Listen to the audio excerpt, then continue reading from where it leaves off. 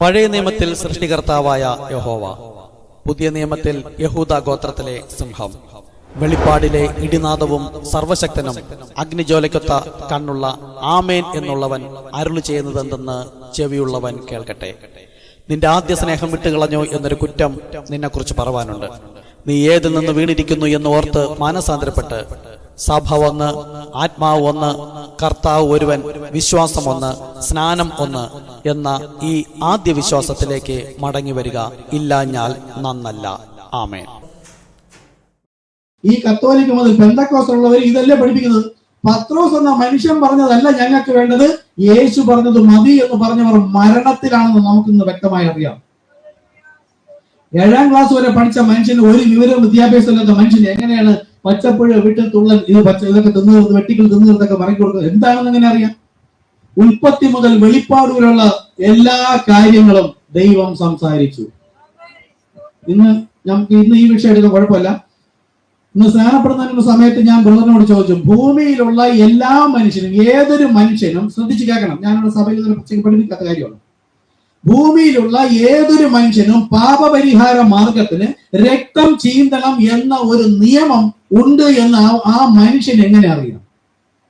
ഹിന്ദു ആയാലും മുസ്ലിമാനായാലും ജൈനമതായാലും ഷിയാകളോ സുന്നികളോ ക്രിസ്ത്യൻസോ ഏതൊരു വ്യക്തിക്കും പാപമോചനത്തിന് രക്തം ചീന്തണം. മുസ്ലിംസ് യാഗം കഴിക്കുന്നു, കുഞ്ഞാടിനെ അറക്കുന്നു, ബലി അർപ്പിക്കുന്നു. ഹിന്ദുക്കൾ കോഴി അറക്കുന്നു, ആടിനെ അറക്കുന്നു. ആ മലയിൽ താമസിക്കുന്ന ആദിവാസികളായ വ്യക്തികൾ പോലും എന്തിനെങ്കിലും കൊന്നാണ് അവർ യാഗം കഴിക്കുന്നത്. അപ്പൊ പാപത്തിന്റെ പരിഹാരത്തിന് ഒരു മരണം സംഭവിക്കണമെന്നും രക്തം ചീന്തണമെന്നും ആര് പറഞ്ഞു കൊടുത്തു? ക്രിസ്ത്യാനി പോലും സ്നാനപ്പെടുന്നു. യേശു ക്രിസ്തുവിന്റെ ക്രൂശ് മരണ രക്തപരിഹാര യാഗം, ബലി, എബ്രായ ലേഖനം 9:20-22 പറയുന്നു, രക്തം ചീന്തിയിട്ടല്ലാതെ വിമോചനമില്ല. അപ്പൊ പാപങ്ങളുടെ മോചനത്തിന് രക്തം ചീന്തണമെങ്കിൽ പാപവും രക്തവും തമ്മിൽ എന്താണ് ബന്ധം? ഇത് തിരിച്ചറിഞ്ഞിട്ട് തന്നെയാണോ സ്നാനപ്പെടുന്നത്?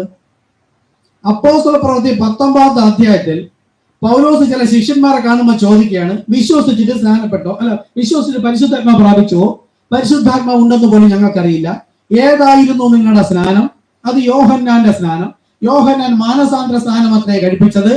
തന്റെ പിന്നാലെ വരുന്ന യേശുവിൽ വിശ്വസിക്കണം എന്ന് പറഞ്ഞു. എന്ന് പറഞ്ഞിട്ട് അടുത്ത വരി പറയാണ്, ഇത് കേട്ടാറേ അവർ കർത്താവായ യേശു ക്രിസ്തുവിന്റെ നാമത്തിൽ സ്നാനമേറ്റു. ഏത് കേട്ടാറേ? ഈ ബൈബിൾ മുഴുവൻ നിങ്ങൾ പരിശോധിച്ചാലും നിങ്ങൾ അറിയുന്ന കാര്യം ബൈബിളിൽ രഹസ്യമായി തന്നെയാണ് ഇന്നും. പൗലോസ് അവരോട് എന്താണ് പറഞ്ഞത് എന്നത് ഇന്നും നിഗൂഢമാണ്. ഇത് കേട്ടാറേ, എന്ത് കേട്ടാറേ? അപ്പൊ ശരിയായത് കേട്ടില്ലെങ്കിൽ അവരെങ്ങനെ സ്നാനപ്പെടും? പിതാവ്, പുത്രൻ, പരിശുദ്ധാത്മാവ് എന്ന് പറഞ്ഞ് സ്നാനപ്പെടും. അപ്പൊ പൗലോസിലൂടെ പറഞ്ഞു കേട്ടപ്പോൾ കർത്താവായ യേശുക്രിസ്തു എന്ന നാമത്തിൽ സ്നാനപ്പെടണമെങ്കിൽ എന്തോ അവർ കേട്ടു. നിങ്ങൾ പോയി ആരോടെങ്കിലും ചോദിക്കുക, എത്ര വലിയ പണ്ഡിതനോട് വേണമെങ്കിലും ചോദിക്കൂ. അപ്പോൾ പൗലോസ് അവിടെ പറയുന്നു, ഇത് കേട്ടാറേ അവർ കർത്താവായ യേശുക്രിസ്തുവിന്റെ നാമത്തിൽ സ്നാനപ്പെട്ടു. നിങ്ങൾ പോയി ചോദിക്കുക. ഭൂമി മലയാളത്തിലോ ഭൂമി മുഴുവൻ ലോകം മുഴുവനുള്ള എത്ര വലിയ പണ്ഡിതനോടും ചോദിക്കുക, എന്ത് കേട്ടിട്ടാണ് യേശുക്രിസ്തുവിന്റെ നാമത്തിൽ സ്നാനപ്പെട്ടത്? അവരെന്ത് പറയും? നമുക്കറിയാവുന്ന കാര്യം തന്നെ. യേശു നിങ്ങളുടെ പാപങ്ങൾക്ക് വേണ്ടി മരിച്ചു, നിങ്ങൾക്ക് വേണ്ടി രക്തം ചിന്തി, നിങ്ങൾ ഇനി പാപിയല്ല, യേശു രക്ഷിതാവാണ്, കർത്താവാണ്, ദൈവമാണ്. ഇത് കേട്ട യേശുക്രിസ്തു നാമത്തിൽ സ്നാനപ്പെടുന്നത് ദൈവത്തിന്റെ നാമത്തിൽ പോരെ? അല്ലെങ്കിൽ യേശു പറഞ്ഞു പിതാവ്, പുത്രൻ, പരിശുദ്ധാത്മാവ് പോലെ? അപ്പോൾ അവിടെ വേറെന്തോ പറഞ്ഞു. അപ്പോസ്തലന്മാർ പറയുന്നത് ഞങ്ങൾ മർമ്മമായിട്ട് അത്രേ പ്രസ്താവിക്കുന്നതെന്നാണ്. മാർക്ക് 16:16 അവിടെ പറയുന്നു, വിശ്വസിക്കുകയും സ്നാനമേൽക്കുകയും ചെയ്യുന്നവൻ രക്ഷിക്കപ്പെടും, വിശ്വസിക്കാത്തവൻ ശിക്ഷാവിധിയിൽ അകപ്പെടും. എന്ത് വിശ്വസിക്കണം? അവിടെ ഈ ഹിഡനാണ്. ജ്ഞാനികൾ ബൈബിൾ കോളേജ് വഴി പഠിപ്പിക്കുന്നതാണ് ശരിയെങ്കിൽ പിന്നെ പരിശുദ്ധാത്മാവിന്റെ ആവശ്യമെന്തോന്നു? ഈ സഭകളൊന്നും വിശ്വാസ സ്നാനം സ്വീകരിച്ച് പരിശുദ്ധാത്മാവ് പ്രാപിച്ചിട്ടില്ല എന്ന് നമുക്കേ അറിയാവൂ. വചനം നോക്കിയാൽ അറിയാം. യേശു ഉയർത്തെഴുന്നേറ്റ ശേഷം ശിഷ്യന്മാരോടാണ് പറഞ്ഞത്, നഗരത്തിൽ പാർത്ത് ഉപവാസം ചെയ്ത് പരിശുദ്ധാത്മാവ് പ്രാപിക്കാൻ. ശിഷ്യന്മാരോട് മാത്രം.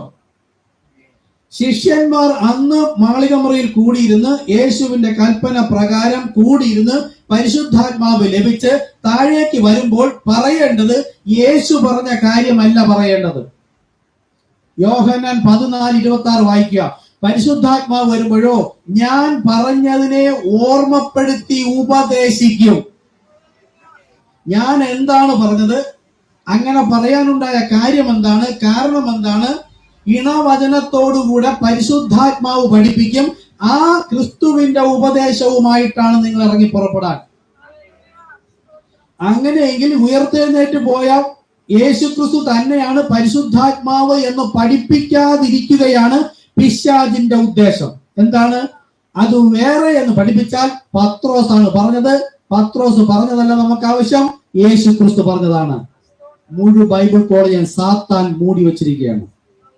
വാസ്തവത്തിൽ ഈ പറഞ്ഞ യേശു ക്രിസ്തു തന്നെയാണ് ഞാൻ പോയി ആത്മാവായിരുന്ന ദൈവം ശരീരധാരിയായി വന്നിട്ട് തിരികെ ശരീരവുമായി മുകളിലേക്ക് പോയിട്ട് പിന്നെ ആത്മാവായി വന്ന് ലോകാവസാനം എല്ലാ നാളും ഞാൻ നിങ്ങളോടുകൂടെ ഇരിക്കും, നിങ്ങളെ അനാഥരായി വിടുകയില്ല.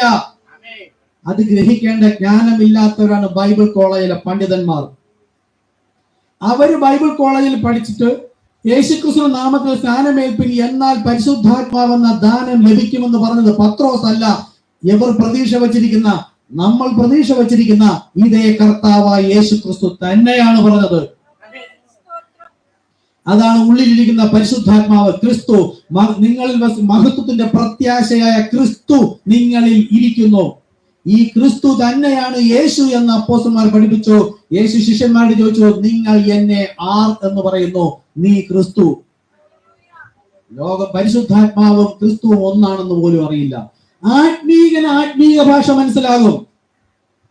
ക്രിസ്തു എന്നത് ആത്മീക ഭാഷയും പരിശുദ്ധാത്മാവ് ജഡീക ഭാഷയും. പുത്രൻ എന്നത് ജഡീക ഭാഷയും യേശു എന്നത് ആത്മീക ഭാഷയും. അതായത് പിതാവ് എന്നത് ജഡീക ഭാഷ, ആത്മീക ഭാഷ കർത്താവ്. പുത്രൻ എന്നത് ജഡീക ഭാഷ, ആത്മീക ഭാഷ യേശു. പരിശുദ്ധാത്മാവ് എന്നത് ജഡീക ഭാഷ അല്ലെങ്കിൽ ആക്ഷരിക നാമം, ആത്മീക നാമം ക്രിസ്തു. അക്ഷരം കൊല്ലുന്നു, ആത്മാവോ ജീവിപ്പിക്കുന്നു. ഈ ബൈബിൾ പണ്ഡിതന്മാർക്ക് ഇന്നുവരെ മനസ്സിലാകാത്തതിന് കാരണം പരിശുദ്ധാത്മാവ് പ്രാപിച്ച് താഴേക്ക് ഇറങ്ങി വന്നപ്പോൾ ഒരൊറ്റ കാര്യം പറഞ്ഞിരുന്നു, അപ്പോസ്തലൻ പറയുന്നത് കേൾക്കണമെന്ന് യേശു വ്യക്തമായി പറഞ്ഞു. മത്തായി 10:16 യോഹന്നാൻ 13:22 വായിച്ചു നോക്കുക. യേശു വ്യക്തമായി പറഞ്ഞു, ഇവരെ കേൾക്കുന്നവൻ എന്നെ കേൾക്കുന്നു, ഇവരെ തള്ളുന്നവൻ എന്നെയും എന്നെ അയച്ചവനെയും തള്ളുന്നു. അപ്പൊ ഈ കൽപ്പന തള്ളിക്കളഞ്ഞ് പത്രോസ് പറഞ്ഞ സ്നാനം വേണ്ട എന്ന് പറഞ്ഞ് സ്നാനം ചെയ്യാൻ ആര് പ്രേരിപ്പിച്ചു? പിശാച്, സാത്താൻ. പിശാചിനെ അനുസരിക്കുന്നത് കൊണ്ട് തന്നെ എവരൊന്നും ദൈവമക്കളല്ല. ദൈവാത്മാവ് വഴി നടത്തുന്നവരാണ് ദൈവമക്കൾ എന്ന് പറഞ്ഞാൽ, അപ്പോസ്തലന്മാരും ദൈവാത്മാവ് വഴി നടത്തിയ അതേ സ്നാനം അല്ലാത്തവർ വഴി നടത്തുന്നത് പിശാചിന്റെ ആത്മാവാണ്. അവർ എതിർ ക്രിസ്തുക്കളാണ്, കള്ളക്രിസ്തുക്കളാണ്, കള്ളപ്രവാചകന്മാരാണ്. എന്നിട്ടും ബൈബിൾ കോളേജിൽ ചെന്നിട്ട് അവർ പഠിപ്പിച്ചപ്പോൾ വിശ്വസിക്കുകയും സ്നാനമേൽക്കുകയും ചെയ്യുന്നവൻ രക്ഷിക്കപ്പെടും. ഇത് കേട്ടാറേ, എന്ത് കേട്ടാറേ അവർ ബുദ്ധിയിൽ പഠിപ്പിക്കുന്നു. നമ്മളും അങ്ങനെ തന്നെ വിചാരിച്ചത്, യേശു എന്റെ പാപങ്ങൾ, ആദ്യം ഞാനൊരു പാപിയാണ്, എന്റെ പാപപരിഹാര മാർഗം ഒരുക്കാൻ യേശു വന്നു, യേശു എനിക്ക് വേണ്ടി മരിച്ചു, രക്തം ചിന്തി, ഉയർത്തെഴുന്നേറ്റു, എന്നെ വാനമേൽ കൊണ്ടുപോകും, എന്റെ രക്ഷിതാവാണ്, ഭർത്താവാണ്. ഇതെല്ലാം അറിയണം, ഇത് അറിയേണ്ടത് തന്നെ. പക്ഷേ ഞാൻ കഴിക്കുന്ന സ്നാനം ക്രൂശ് മരണ അടക്ക പുനരുദ്ധാനത്തോടുള്ള ഏകീഭാവം എന്ന നല്ല മനസാക്ഷിയാണെങ്കിൽ ക്രൂശിൽ ഒരു വ്യക്തി പാപം വഹിച്ചുകൊണ്ട് കയറി ശിക്ഷയേറ്റത് എന്തിന്? രക്തം ചീന്തിയത് എന്തിന്? മരണം വരിച്ചത് എന്തിന്? അടക്കിയതും ജീവന്റെ പുതുക്കത്തിൽ ഉയർത്തെഴുന്നേറ്റതും എന്തിന്? ഇത് കേട്ടാറേ എന്തിന്? രക്തം ചീന്തിയത് എന്തിനാണ്? പാപപരിഹാരത്തിന് രക്തവുമായി എന്താണ് ബന്ധം? ഇത് പഠിപ്പിക്കാൻ ഒരു പണ്ഡിതനും കഴിയില്ല. ഈ സഭയിൽ വില്യം മരിയം ബ്രൻഹാം എന്ന വ്യക്തിയിലൂടെയാണ് ദൈവം അത് സംസാരിച്ചത്. അതുകൊണ്ട് ഈ സഭയും ഇവിടുത്തെ ഉപദേശവും വ്യക്തികളും ഒന്നും ശരിയല്ല എന്ന് പോയി പറയുന്ന, തിരിച്ചു പോകുന്ന ഒരു വ്യക്തിയും ജീവൻ പ്രാപിക്കില്ല. കർത്താവ് ഈ തന്റെ നാമം വിളിച്ചിരിക്കുന്ന സ്ഥലത്താണ് ദൈവം വസിക്കുന്നത്. മറ്റൊരു സഭയിലും ഇല്ല. ഈ വെളിപ്പാട് പറഞ്ഞ വ്യക്തിയെയോ വെളിപ്പാടിനെയോ പുസ്തകത്തെയോ അല്ലെങ്കിൽ ഇതിനെ മുഴുവൻ തള്ളിക്കളഞ്ഞാലും നമ്മളത് പറഞ്ഞാൽ പരിശുദ്ധാത്മാവിനെ ദുഃഖിപ്പിക്കുകയാണെന്ന് മരണകരമായ പാപമാകും. അപ്പോൾ എന്തിനാണ് രക്തം ചീന്തുന്നത്? ആദ്യമായിട്ട് രക്തം ചീന്തിയത് എവിടെയാണ്, ആരാണ്, എന്തിനാണ്, എന്താണ് പാപം എന്നറിയണം. ഇതാണ് പൗലോസ് പറഞ്ഞത്. ഇത് കേട്ടാറേ അവരുടെ ഹൃദയത്തിൽ വൈബ്രേറ്റ് ചെയ്തു. അവർ കർത്താവായ യേശു ക്രിസ്തു നാമത്തിൽ സ്നാനമേറ്റു. അല്ലാതെ യേശു എന്റെ രക്ഷിതാവാണ്, വീണ്ടെടുപ്പുകാരൻ, വിടുതൽക്കാരനാണ്, രക്തം ചൊരിഞ്ഞോ, ഇതെല്ലാം നല്ലത് തന്നെ. ഇവിടെ മർമ്മമുണ്ട്. ആ മർമ്മം 7 ഇടിനാദങ്ങളിലൂടെ, ബൈബിളിലെ മുഴുവൻ മർമ്മങ്ങളും 7 ഇടിനാദങ്ങളിലൂടെ കർത്താവ് സംസാരിച്ചു കഴിഞ്ഞു. ആരോട് സംസാരിച്ചു? യോഹന്നാനിലൂടെ സംസാരിച്ചു. യോഹന്നാൻ അത് കേട്ടപ്പോൾ അവൻ എഴുതുവാൻ ഭാവിച്ചപ്പോൾ കർത്താവ് പറഞ്ഞു, എല്ലാവരുടെയും ബൈബിൾ എടുത്ത് നോക്കുക. എഴുതുവാൻ ഭാവിച്ചപ്പോൾ കർത്താവ് പറഞ്ഞു, നീ കേട്ടത് എഴുതേണ്ട, കണ്ടത് എഴുതിക്കോ. ഇതോ 7ാം സഭാദൂതന്റെ അല്ലെങ്കിൽ 7ാമത്തെ ദൂതന്റെ കാഹളം ഊതുവാനിരിക്കുന്ന നാദത്തിന്റെ കാലത്ത് മുൻ പ്രവാചകന്മാർക്ക് അറിയിച്ചു കൊടുത്തതുപോലെ നിവർത്തിയാകുമെന്ന് പറഞ്ഞാൽ, ഒരു യോഗ്യതയും വിവരവും വിദ്യാഭ്യാസവും ഇല്ലാത്ത, എന്ത് ഏത് എന്നറിയാത്ത ഒരു വ്യക്തി പ്രവാചകൻ എന്നാൽ ഒരു ബോഡി മാത്രമാണ്. ദൈവത്തിന്റെ വായ് എന്നാണ് പ്രവാചകൻ എന്ന വാക്കിന്റെ അർത്ഥം. യോഹന്നാനിന് ശേഷം പിന്നെ പ്രവാചകന്മാരില്ല എന്ന് എല്ലാവരും പറയുന്നു. പിന്നെ കയ്യഫാവ് പ്രവചിച്ചതോ? ലൂക്കോസ് 17-ാമത്തെ അധ്യായം, മാർക്കോസ് 8:18 കർത്താവ് പറയുന്നു, ഇന്ന് നമ്മൾ പറഞ്ഞതാ, മനുഷ്യപുത്രൻ വരുമ്പോൾ അവൻ ഭൂമിയിൽ ഈ വിശ്വാസം കണ്ടെത്തുമോ? നമ്മളിത് പറഞ്ഞതാണ്, ഞാൻ അപ്പോഴത് വിശദീകരിച്ചില്ല. എല്ലാവരും പറയുന്നു, ബ്രദറും പറഞ്ഞു, ഞാനും പറഞ്ഞു, അങ്ങനെ തന്നെ പഠിച്ചിരുന്നത്. അവൻ ഭൂമിയിൽ ഈ വിശ്വാസം കണ്ടെത്തുമോ? ആര് കണ്ടെത്തുമോ എന്ന് നമ്മളൊക്കെ പറഞ്ഞുതരാം. യേശു വരാൻ സമയമാകുമ്പോൾ, ഞാനും അങ്ങനെ തന്നെ പഠിച്ചിരുന്നു. ഈ സഭയിൽ വന്നിട്ടും ഈ എളിയ മനുഷ്യനിലൂടെ ദൈവം സംസാരിച്ചിരുന്നത് ഒരു മെസ്സേജിൽ ഞാൻ കേട്ടപ്പോഴാണ് കണ്ണു നിറഞ്ഞു പോയത്. മനുഷ്യപുത്രൻ വെളിപ്പെടുന്ന നാളിൽ, അത് വായിച്ചു നോക്കുക, മാർക്ക് 8:16 എന്താണ്, 8:18 എന്താണ്. മനുഷ്യപുത്രൻ വെളിപ്പെടുന്ന നാളിൽ അവൻ ഭൂമിയിൽ ഈ വിശ്വാസം കണ്ടെത്തുമോ? നമ്മൾ എല്ലാവരും പറയുന്നത് യേശു ക്രിസ്തു വരുമ്പോൾ അല്ല, മനുഷ്യപുത്രൻ എന്നാണ് പറഞ്ഞിരിക്കുന്നത്. മനുഷ്യപുത്രൻ എന്ന വാക്കിന്റെ വെളിപ്പാട് പ്രവാചകൻ എന്നാണ്. അതുപോലെ തന്നെ മനുഷ്യപുത്രൻ വെളിപ്പെടുന്ന നാളിൽ ലോകം നോഹയുടെ കാലം പോലെയും സോദോമിന്റെ നാളുകൾ പോലെയും. അപ്പോൾ 2 വായ്മൊഴിയുണ്ട്. മനുഷ്യപുത്രൻ വരുമെന്ന് യേശു ക്രിസ്തു പറഞ്ഞിരിക്കുന്നു. ലൂക്കോസ് 18:30 മനുഷ്യപുത്രൻ വെളിപ്പെടുമ്പോൾ ലോകം നോഹയുടെ കാലം പോലെയും സോദോമിന്റെ നാളുകൾ പോലെയും. പിന്നെ മാർക്കോസ് കിട്ടിയോ? അവിടെ മനുഷ്യപുത്രൻ വെളിപ്പെടുമ്പോൾ എന്ന് വെച്ചാൽ, ഒരു മനുഷ്യപുത്രൻ വരേണ്ടത് എപ്പോഴാണ്? ദൈവം അപ്പോസ്തലന്മാരിലൂടെ സംസാരിച്ചതിനെ തെറ്റിച്ച് 2000 വർഷമായിട്ട് തെറ്റി നിൽക്കുന്ന എല്ലാ സഭകളും തെറ്റിലാണെന്നും ദൈവത്തിന്റെ ഈ മർമ്മങ്ങൾ, രഹസ്യങ്ങൾ എല്ലാം തുറന്ന് സംസാരിക്കുന്നതിനും ദൈവം ഒരു മനുഷ്യന്റെ വായ് ഉപയോഗിക്കും. ഹൃദയമല്ല, ബുദ്ധിയല്ല, ഓർമ്മയല്ല, ശരീരമെന്നും പറയുന്നില്ല, വായ്. ദൈവത്തിന്റെ മൗത്ത് പീസ് എന്നാണ് പ്രവാചകൻ എന്ന വാക്കിന്റെ അർത്ഥം. ദൈവം ഒരു വ്യക്തിയിലൂടെ സംസാരിക്കുന്ന നാളിൽ ഭൂമിയിൽ അപ്പോസ്തല പ്രവൃത്തി മുതൽ തുടങ്ങിയ വിശ്വാസം കണ്ടെത്തുമോ? ഇല്ല. അപ്പോൾ ഒരു പ്രവാചകനെ ഇനി മടക്കി വെച്ചോളൂ, പിന്നെ എടുത്ത് നോക്കിക്കോളൂ. 18 എന്തോ 8 18 എന്തോ 8:14 എന്തോ. ഓക്കെ, മടക്കി വെച്ചോളൂ. അപ്പോൾ കർത്താവ് തന്നെ പറഞ്ഞു അയച്ചിരിക്കുന്നു, യേശുവിനറിയാം അപ്പോസ്തലന്മാർ വന്ന് ദൈവവചനം പഠിപ്പിച്ച് അടുത്ത് കർത്താവ് വരുന്നതിന് മുമ്പ് ഈ സഭ ഈ വിശ്വാസത്തിൽ ഭൂമിയിൽ എടുത്തുണ്ടാവില്ല, എല്ലാവരും തെറ്റിപ്പോകുമെന്നും അവസാന നാളിൽ ദൈവം ഒരുവനെ ഉപയോഗിക്കുമെന്നും. ഞാൻ ഇന്ന് ഈ വിഷയം എടുത്ത് തീർന്ന ശേഷം അടുത്ത ആഴ്ച അത് എടുക്കാമെന്നാണ് വിചാരിച്ചത്. ഇന്നും എടുക്കുന്നില്ല, തുടർന്ന് വരിക, തുടർന്നുള്ള ദിവസം എടുക്കാം. ബൈബിളിൽ അനേകം വചനങ്ങളുണ്ട്. അന്ത്യനാളിൽ ഏതോ ഒരു വ്യക്തിയിലൂടെ സംഭവിക്കേണ്ട അനേകം വചനങ്ങൾ പ്രവചനമായി പറഞ്ഞിട്ടുണ്ട്. അതെല്ലാം ഞാൻ എടുക്കാം. ഇത് ആരിലൂടെയെങ്കിലും നടന്നിട്ടുണ്ടെങ്കിൽ അവിടെ അടയാളം ഉണ്ടാകണം. ഈ ഒരൊറ്റ വ്യക്തിയിലൂടെയാണ് സംഭവിച്ചത്. ഇതെല്ലാം പഠിച്ചിട്ടും മനസ്സിലാക്കിയിട്ടും ശരിയെന്ന് ഉത്തമ ബോധം വന്നതുകൊണ്ടാണ് ഈ പുരോഹിതന്മാർ തന്നെ എന്നെ എന്തെല്ലാം പറഞ്ഞിട്ട് ഞാൻ പോകാതെ അവിടെ ഇരുന്നതിന് കാരണം. പത്രോസ് പറഞ്ഞ പോലെ നിത്യജീവ മൊഴികൾ നിന്നിലുണ്ട്, നിന്നെ വിട്ടിട്ട് എവിടെ പോകാനാ? അപ്പൊ ഞാൻ പറഞ്ഞു വന്ന കാര്യം അത് പറഞ്ഞില്ല. അത് പറയാം, അത് തന്നെ എടുക്കാം. അപ്പോൾ ഏദൻ തോട്ടത്തിൽ ഒരു യാഗം കഴിച്ചു. ഒന്ന് രക്തം ചീന്തിയ യാഗവും ഒന്ന് രക്തം ചീന്താത്ത യാഗവും. വെളിപ്പാട് പുസ്തകം എടുത്തു, ഉൽപ്പത്തി പുസ്തകം 3-ാമത്തെ അധ്യായം എടുത്തു. അവിടെ 2 തരം യാഗം നടന്നു. ഒന്ന് രക്തം ചീന്തിയ യാഗവും ഒന്ന് രക്തം ചീന്താത്ത യാഗവും. ഏത് ദൈവം സ്വീകരിച്ചു? രക്തം ചീന്തിയ യാഗം. അതായത് വിരൂപമാക്കിയതും ഒരു ജീവനെ കൊന്നതും ദൈവത്തിന് പ്രസാദമുണ്ടാക്കിയെങ്കിൽ ഈ ജീവൻ നഷ്ടപ്പെട്ടാൽ എവിടെയോ ജീവൻ ലഭിക്കും. ആ ജീവൻ വന്നത് രക്തത്തിലൂടെയാണെങ്കിൽ ആ രക്തത്തിന്റെ പരിഹാരത്തിനായി രക്തം ചീന്തണം. അങ്ങനെയെങ്കിൽ ഇന്നും 2 തരം സ്നാനം നിലനിൽക്കുന്നു: രക്തം ചീന്തിയ സ്നാനവും രക്തം ചീന്താത്ത സ്നാനവും.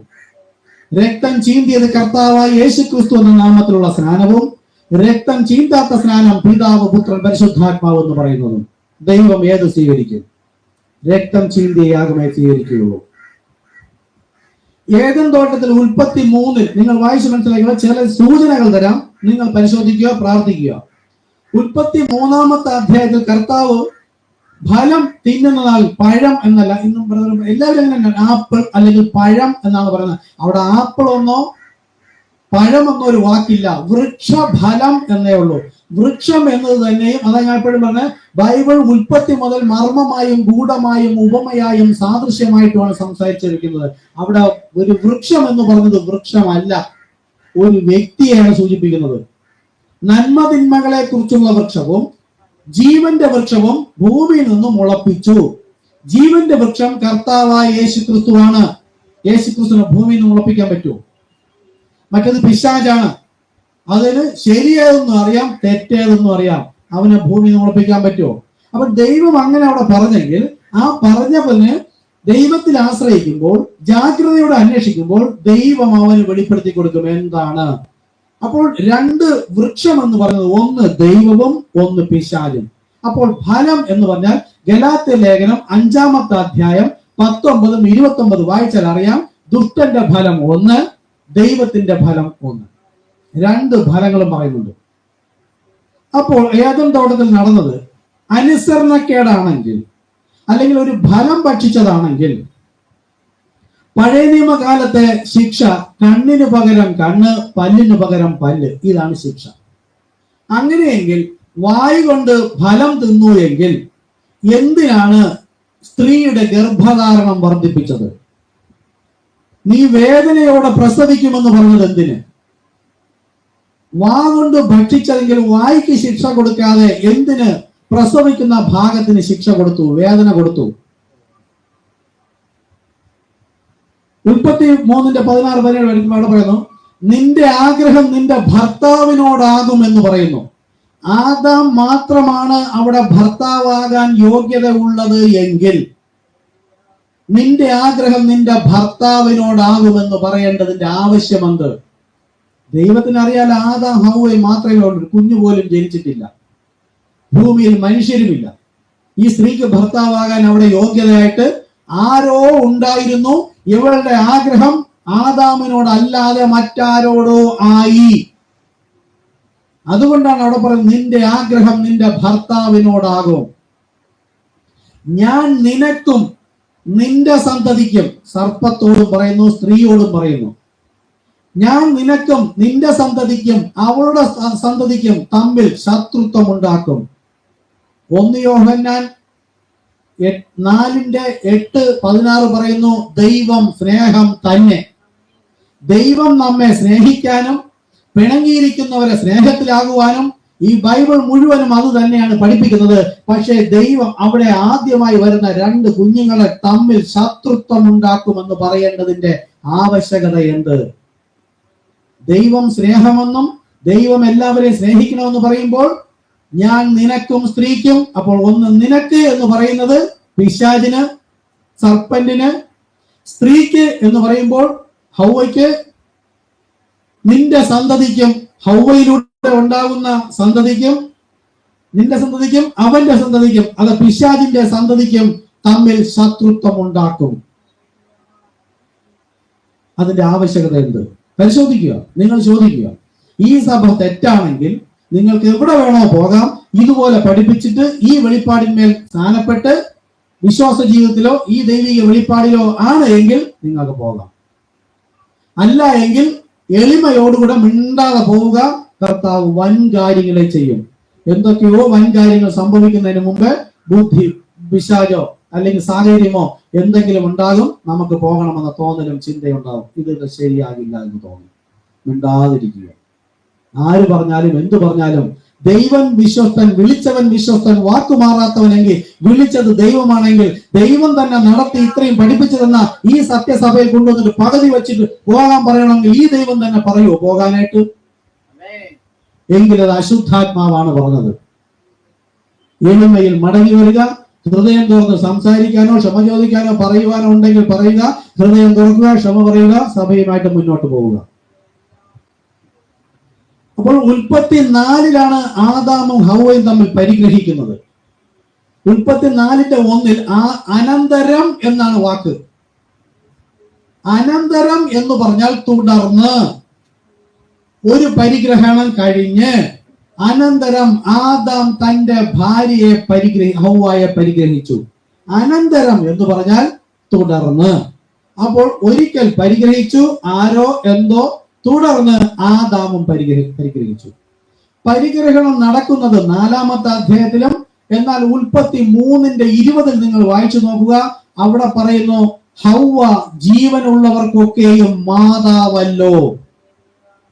ഉൽപ്പത്തി 4:1 ഒരേ ഒരു സ്ത്രീയെയും പുരുഷനെയും ദൈവം സൃഷ്ടിച്ചാക്കി. അവർ തങ്ങൾ പരിഗ്രഹണം നടക്കുന്നതിന് മുമ്പ് മാതാവല്ലോ എന്നാണ് പറഞ്ഞിരിക്കുന്നത്, മാതാവാകുമെന്നല്ല. ഉൽപ്പത്തി 27-28 അവിടെയാണ് ഹാഗാർ ഇതുപോലെ ഗർഭിണിയായി സാറായുടെ വാക്ക് കേട്ട് അവിടുന്ന് കുഞ്ഞിനെ എടുത്തും കൊണ്ട് പോയി കഴിയുമ്പോ കുഞ്ഞിനെ ദൂരത്തിട്ടിട്ട് അങ്ങനെ ഇരിക്കുമ്പോ ദൈവം സമീപിച്ചിട്ട് പറയാണ്, നീ ഗർഭിണിയല്ലോ, നിന്റെ സന്തതിയെയും ഞാനൊരു ജാതിയാക്കും. അവിടെ ജാതിയാക്കുമെന്ന, മണൽത്തരി പോലെ ആക്കുമെന്ന, അബ്രഹാമിന്റെ സന്തതികളെ ആകാശത്തിലെ നക്ഷത്രങ്ങളെ പോലെ ആക്കുമെന്ന. വീണ്ടും അബ്രഹാമിനോട് തന്നെ പറഞ്ഞു, നിന്റെ സന്തതികളെ ഭൂമിയിലെ മണൽത്തരികളെ പോലെ ആക്കും. അബ്രഹാമിൽ നിന്ന് 2 വംശം ഉടലെടുക്കാൻ പോവുകയാണ്. ഒന്ന് ദൈവത്തിന്റെ ജനമായിട്ട് ആകാശത്തിലെ നക്ഷത്രങ്ങളെ പോലെയും മറ്റൊന്ന് ഭൂമിയിലെ മണൽത്തരി പോലെയും. ഒന്ന് ഇസ്മായിലിന്റെ പരമ്പരയും ഒന്ന് ഇസഹാക്കിന്റെ പരമ്പരയും. അപ്പോഴും അവിടെ പറയുന്നു നീ ഗർഭിണി അല്ലോ.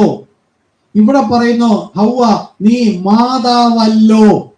എന്റെ ബൈബിൾ ഞാൻ കൃത്യമായിട്ട് പറയാമെന്ന്. ഹാഗാറിന്റെ വിഷയം നോക്കിയാൽ കുഞ്ഞിനെ എടുത്ത് പടങ്ങിക്കൊണ്ട് പോകുന്ന സമയത്ത് 11-ാമത്തെ വാക്യം എത്തുമ്പോൾ അവിടെ പറയുന്നു നീ ഗർഭിണിയല്ലോ, നീ ഒരു മകനെ പ്രസവിക്കും, അവൻ ഇസ്മായിൽ എന്ന് പേരിടണം, അവന്റെ കൈ എപ്പോഴും ഇവന്റെ മേലും ഇവന്റെ കൈ എപ്പോഴും അവന്റെ മേലും, ഇവൻ ഒരു കാട്ടുകഴുതയെ പോലെ ഉള്ളവനായിരിക്കുമെന്ന് ബൈബിളിൽ വ്യക്തമായി പറയുന്നുണ്ട്. അത് തന്നെയാണ് ഇപ്പൊ ഇസ്രായേൽ നടക്കുന്നത്. അപ്പോൾ മാതാവല്ലോ എന്ന് പറയുന്ന സമയത്ത് മുൻപോട്ട് വായിച്ചാൽ നമുക്ക് വ്യക്തമായിട്ട് അറിയാം, ഹാഗാറും അബ്രഹാമും പരിഗ്രഹണം കഴിഞ്ഞു, ഗർഭിണി എന്ന് കണ്ടിട്ടാണ് സാറായിക്ക് കോപമുണ്ടായി അവിടെ നിന്ന് പുറത്താക്കിയത്. അപ്പോൾ മാതാവല്ലോ എന്ന് പറയുന്നു, അവിടെ ഗർഭിണി അല്ലോ എന്ന് പറയുന്നു. ഇവിടെ ഉൽപ്പത്തി 3:20 ഹവ്വ ജീവനുള്ളവർക്കൊക്കെയും മാതാവല്ലോ.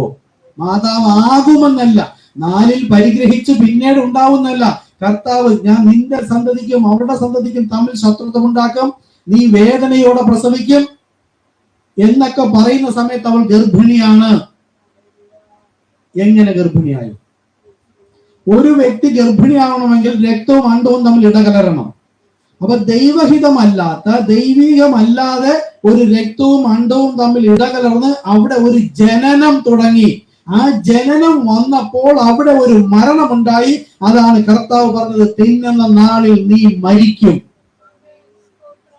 അവിടെ ഒരു മരണവും സംഭവിച്ചു, ഒരു ജീവനും സംഭവിച്ചു.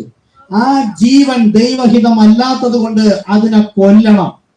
പ്രതീകാത്മകമായിട്ട് ഹാബേലിന് ദൈവത്തിൽ നിന്ന് വെളിപ്പാടുണ്ടായി. കായീൻ എവിടെ നിന്നുണ്ടായത്? 1 യോഹന്നാൻ 2:21 അവിടെ വായിച്ചു നോക്കുക. അവിടെ പറയുന്നു കായീൻ ദുഷ്ടനിൽ നിന്നുള്ളവനായി ഹാബേലിനെ കൊന്നതുപോലെ അല്ല. അപ്പൊ കായീൻ എവിടെ നിന്ന്? ദുഷ്ടനിൽ നിന്നുള്ളവനായി. ദുഷ്ടനാര്? മത്തായി 13 നോക്കിയാൽ കളയ നിറച്ചവൻ ദുഷ്ടൻ, പിശാച് തന്നെ. അപ്പോ ആ പിശാചിനാൽ വിതയ്ക്കപ്പെട്ട സന്തതിയാണ് കായീൻ. ആദാമിന്റെ വംശപരമ്പര ഉൽപ്പത്തി 5-ാമത്തെ അധ്യായത്തിൽ പറയുന്നു, അവിടെ കായിന്റെ പേര് ചേർത്തിട്ടില്ല. നിങ്ങൾ നോക്കുക, അവിടെ ഏഴാമനായി ഹാനോക്കിനെ ചേർക്കുന്നു. യൂദായുടെ ലേഖനം ഒരു അധ്യായമേ ഉള്ളൂ. 14 വാക്യം വായിച്ചാൽ അവിടെ പറയുന്നു. അപ്പൊ ഉൽപ്പത്തി എവിടെ കിടക്കുന്നു? യൂദയുടെ ലേഖനം എത്രയോ വർഷങ്ങൾക്ക് ശേഷം അവിടെ പറയുന്നു ആദാം മുതൽ ഏഴാമനായ ഹാനോക്ക് വരെ.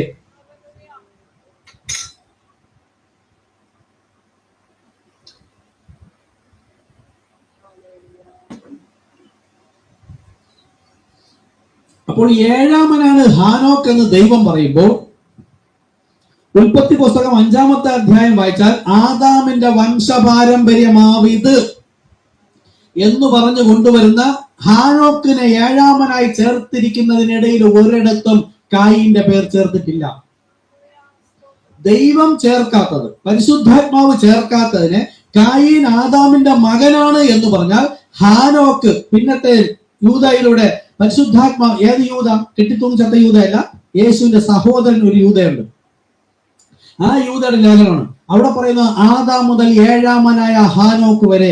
അപ്പൊ 4000 വർഷങ്ങൾക്ക് ശേഷം പരിശുദ്ധാത്മാവ് പറഞ്ഞിരിക്കുന്നു ഹാനോക്ക് ഏഴാമനാണ് ആദാം മുതൽ. എന്നാൽ കായീൻ അവിടെ ചേർത്തിട്ടില്ല. ആദാമിന്റെ വംശപരമ്പരയാണെങ്കിൽ അവിടെ ചേർക്കും. ലൂക്കോസ് വിശേഷം 3-ാമത്തെ അധ്യായം അവസാന ഭാഗം 31 മുതൽ അങ്ങോട്ട് നോക്കിയാൽ 31 പറയുന്നത് ആദാം ദൈവത്തിൽ നിന്നുള്ളവൻ. അപ്പൊ ആദാം ദൈവത്തിൽ നിന്നുള്ളവനെങ്കിൽ ആദാമിൽ നിന്നാണ് കായീൻ ജനിക്കുന്നെങ്കിൽ 1 യോഹന്നാൻ 2:21 കായീൻ ആദാമിൽ നിന്നുള്ളവനായി അനുജനെ കൊന്നതുപോലെ എന്നാണ് ചേർക്കേണ്ടത്. അവിടെ ചേർത്തിരിക്കുന്നത് കായീൻ ദുഷ്ടനിൽ നിന്നുള്ളവനായി സഹോദരനായ കായീനെ കൊന്നതുപോലെ അല്ല. അപ്പോൾ യേശു പരീശന്മാരുടെ അടുക്കൽ വന്ന് പറഞ്ഞു, നിങ്ങൾ പിശാചെന്ന പിതാവിന്റെ മക്കൾ. അവൻ ആദ്യം മുതൽ കള്ളനും കൊലപാതകയും. ആര്? ഇവിടെ പിതാവ്. ആരുടെ പിതാവാണ്? ബൈബിൾ ജ്ഞാനികളുടെ. അന്നു മുതൽ ഇന്നു വരെ കത്തോലിക്ക മുതൽ പെന്തക്കോസ് വരെ ഇരിക്കുന്ന സകല ബൈബിൾ ജ്ഞാനികളും സർപ്പന്റ് സീഡാണ്, കായീന്റെ വംശപരമ്പരയാണ്. അതുകൊണ്ടാണ് അവർ സ്നാനത്തിന് കർത്താവായ യേശു ക്രിസ്തു നാമത്തിൽ ഉപയോഗിക്കാത്തത്.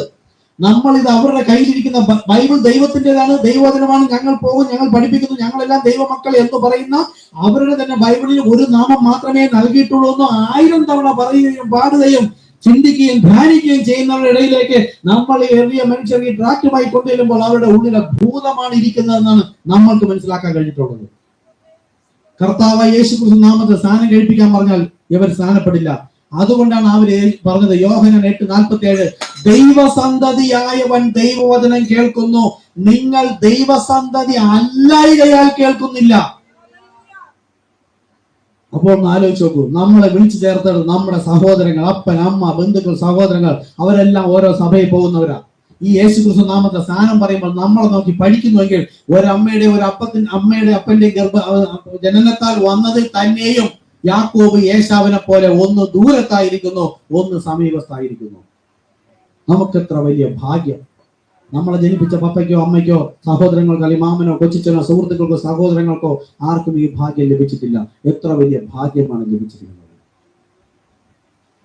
അപ്പോൾ കായീൻ ദുഷ്ടനിൽ നിന്നുള്ളവനായി എന്ന് പറഞ്ഞാൽ യേശു വരുന്ന സമയത്ത് പറഞ്ഞു, നിങ്ങൾ പിശാചെന്ന പിതാവിന്റെ മക്കൾ, നിങ്ങളുടെ തൊണ്ട തുറന്ന ശവക്കുഴി എന്ന്. എന്തിനാ അങ്ങനെ പറഞ്ഞത്? എന്താ അത്? യേശു പറഞ്ഞു കള്ളം പറയില്ല. അവരുടെ തൊണ്ടയിലൂടെ വരുന്നത് മുഴുവനും ദുഷ്വർത്തമാനം, ദുരുപദേശം. അത് കേൾക്കുന്നവൻ ശവക്കുഴി തോണ്ടയാണ്. നിന്റെ തൊണ്ട തുറന്ന ശവക്കുഴി. അപ്പോസ്തലന്മാരോട് പറഞ്ഞിട്ടുണ്ട്, കേട്ടിട്ടുണ്ട്, നിന്റെ തൊണ്ട തുറന്ന ശവക്കുഴി. യേശു എന്തിനാ പറയുന്നത്? ഇതാ സകല ലോകത്തിലുണ്ടാകുന്ന മഹാസന്തോഷം, എല്ലാ ജനങ്ങൾക്ക് വേണ്ടി സംസാരിച്ചു. അതെ, യേശു എന്തെല്ലാം കാര്യങ്ങൾ പറഞ്ഞു. അവരോട് നിനക്ക് ഭൂതമുണ്ട്, ഇപ്പൊ ഞങ്ങൾക്ക് മനസ്സിലായി, നിനക്ക് ഭ്രാന്താണ്. ഞങ്ങൾ അബ്രഹാമിന്റെ മക്കൾ, ഞങ്ങൾക്കൊരു പിതാവുണ്ട്, ഒരു ദൈവമുണ്ട്. പലതും പറഞ്ഞപ്പോൾ അവർ യേശു എളിമയോടെ താഴ്മയോടെ പലതും പറഞ്ഞപ്പോൾ ഇവർ വീണ്ടും ദേഷ്യപ്പെടുത്തുകയാണ്. നിനക്ക് ഭൂതമുണ്ടെന്ന് ഇപ്പൊ ഞങ്ങൾ മനസ്സിലായി, നിനക്ക് ഭ്രാന്താണ്. അവസാനം ദേഷ്യം വന്നപ്പോ 8:47 മുതൽ യേശു അവിടെ തുടങ്ങി, നിങ്ങൾ ദൈവസന്തതി അല്ലായകയാൽ ദൈവജനം കേൾക്കുന്നില്ല. പിന്നെ സന്തതി സർപ്പസന്തതി. അപ്പോ തൊണ്ട തുറന്ന ശവക്കുഴി എന്ന് വെച്ചാൽ ഇവർ പഠിപ്പിക്കുന്നത് മുഴുവൻ ദുരുപദേശം. ഈ ഒരൊറ്റ നാമത്തിലെ സ്നാനമേ ഉള്ളൂ. ഈ നാമത്തെ തള്ളിക്കളയുന്നവർ തന്നെ എതിർ ക്രിസ്തുക്കളാണ്. ആലോചിച്ച് നോക്കൂ. അപ്പോൾ ഈ എളിയ മനുഷ്യനിലൂടെ ദൈവം പറഞ്ഞു നമ്മളെല്ലാം സ്നാനപ്പെടുന്നു, എന്തിന് രക്തം ചെയ്തെന്ന് ആർക്കറിയാം. അതാണ് അപ്പോസ്തലർ 19:5 പറയുന്നത്, ഇത് കേട്ടാറേ. അപ്പൊ പൗലോസ് അവരോട് പറഞ്ഞു, രക്തം ചിന്തിയ യാഗമാണ് കഴിക്കേണ്ടത്. രക്തം എന്തിനു വേണ്ടി, എവിടെ വെച്ച് ഇടകലർന്നു, എന്താണ് അതിന്റെ പാപം എന്നൊക്കെ ചോദിച്ചുകൊണ്ട് അത് പഠിപ്പിച്ച് കേട്ട് വിശ്വസിച്ചു. ഇത് കേട്ട് രക്ഷിക്കപ്പെടും, വിശ്വസിക്കാത്തവൻ ശിക്ഷാവിധിയിൽ അകപ്പെടും. ഇതുപോലെ പഠിപ്പിക്കുന്ന ഒരു സഭയില്ല, ഭൂമിയിൽ ഒരു സഭയില്ല. ഒരുപാട് വിദേശ രാജ്യങ്ങളിൽ പോയിട്ടുള്ള ആൾക്കാരെയൊക്കെ നമ്മുടെ യുവസയിൽ തന്നെ ഉണ്ട്. ഒരു സഭയും പഠിപ്പിക്കുന്നില്ല. അപ്പൊ 7 മുദ്രകൾ അന്ന് യോഹന്നാന് കൊടുത്തപ്പോൾ ഇതെല്ലാ കാര്യവും സംസാരിച്ചു.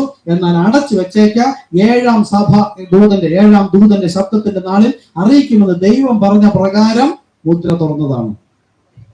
അപ്പോൾ തലയിൽ ആകാശവില്ലും മേഘമെടുത്തും ഈ അടയാളം കൂടെ കാണണം. അങ്ങനെ ആരെങ്കിലും വെളിപ്പെടുത്തിയെങ്കിൽ ആകാശത്താണ്. അതൊന്നും കണ്ടിട്ട് ഇതെല്ലാം കണ്ടത് ഒരൊറ്റ വ്യക്തിയുടെ, വില്യം മരിയം ബ്രൺഹാം എന്ന വ്യക്തിയിലൂടെ.